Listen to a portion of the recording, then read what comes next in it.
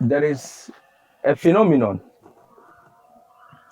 which occurs in the human body known as oxidative stress.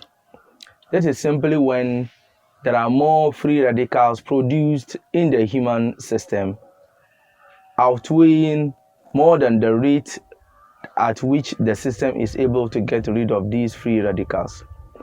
Oxidative stress can contribute to the aging process and many other things in the human body system. Oftentimes, you can see somebody who is about 30, 40 years old looking like a 60 or 70-year-old. It is common among people who are under constant stress.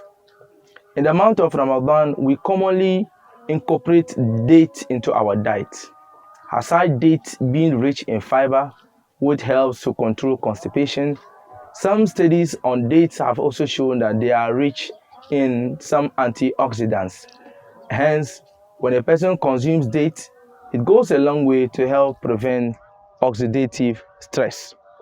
So the month of Ramadan can help us through the diet that we consume to control oxidative stress. When we fast, we help the system to get rid of worn out tissues in a process known as autophagy. Sometimes there is breakdown of cells in the body system, but due to the fact that there is constant pressure on the various organs that form the system of our body, we are unable to, as it were, get rid of them. But when we fast, the system is able to undergo what we call autophagy. So there is release of dead cells that are in our body which are not helpful to us, which in fact may be harmful to the body. Fasting helps the system to get rid of these dead cells and tissues. Weight gain or overweight or obesity is a risk factor to almost every cardiovascular or heart condition you can talk about. It is a major risk factor to many of the problems, especially the problems that affect the heart. When a person goes by the hadith of the Prophet ﷺ, eat and consume the food and drinks in moderation during suhoor and iftar, throughout the period of month of Ramadan, it can serve as a means of reducing our weight.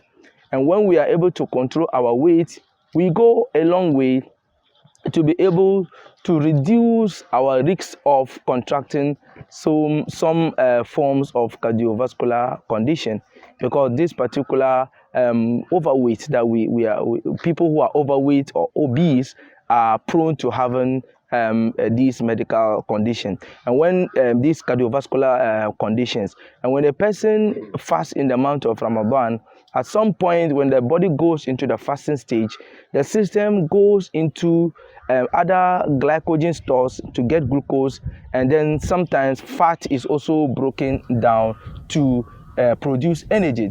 This goes a long way to help us reduce the fat content in our body, the reducing our weight and making us healthier and healthier. So the month of Ramadan presents to us 1001 medical health benefits, in addition to the spiritual and emotional benefits that we may get.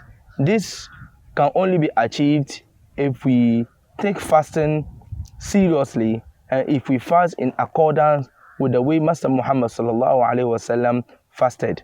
We need to take our suhoor late, and we also need to break our fast early. And when we are going to take our suhoor, we should not want to eat and drink to a point that we can no longer breathe. That is not fasting you are doing.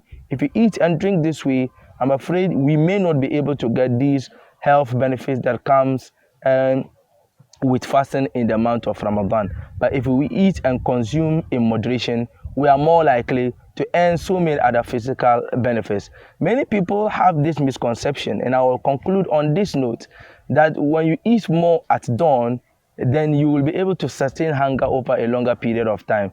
This is medical bankruptcy, because the system, the human body is an equilibrium system. The more glucose you take in, definitely the more insulin that the system will authorize the pancreas to produce. Hence, there will be more conversion of those glucose. There will be more rapid metabolism of glucose. In effect, what I'm trying to say is that when you increase your intake, you increase your rate of metabolism, and hence a person who eats less at dawn is more likely to sustain hunger over the 13-14 hour period compared to somebody who had eaten so much at pre-dawn just in an attempt to keep himself energetic throughout the period of fasting. This and many others are the wonderful benefits Allah subhanahu wa ta'ala, out of his wisdom, out of his mercy, out of his clemencies, has embedded with fasting in the month of Ramadan. You fast, you earn forgiveness, you earn the mercy of your Lord. Coupled with that, Allah subhanahu wa ta'ala grants you a gift, an extra bonus benefits in terms of your physical and mental health. We ask Allah subhanahu wa ta'ala to help us adopt healthy ways of fasting in this month of Ramadan, so as to be able to earn the numerous health and physical benefits. On this note, I say a very big thank you to the executives of the National GIMSA for this wonderful and amazing initiative. We hope and pray that it continues even after the month of Ramadan, where periodic lessons are sent out to the Muslim Ummah in order to help us improve various aspects of our life. هذا وبالله التوفيق والسلام عليكم ورحمة الله تعالى وبركاته.